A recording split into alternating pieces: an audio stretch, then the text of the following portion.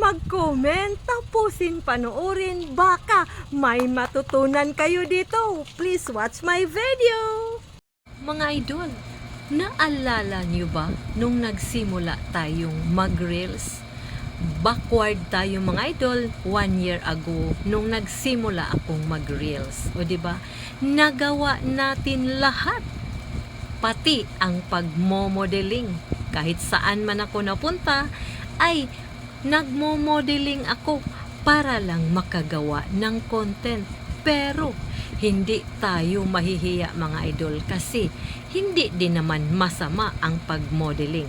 Naranasan nyo din ba na mabole tayo ng mismong kamag-anak, classmate, friends, mga kapitbahay dahil sa mga ginagawa nating content na ito? Pero huwag mag-alala mga idol dahil kung pangarap ko man na magiging model noon ay ngayon biglang katuparan.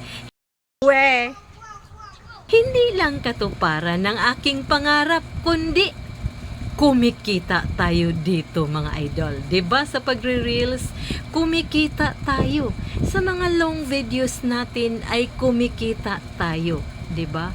Sa Facebook lang tayo nagkaroon ng katuparan ng ating mga pangarap dahil biglang sikat tayo mga idol. Hindi sikat ng araw, charot, kundi sumisikat tayo, charot, joke.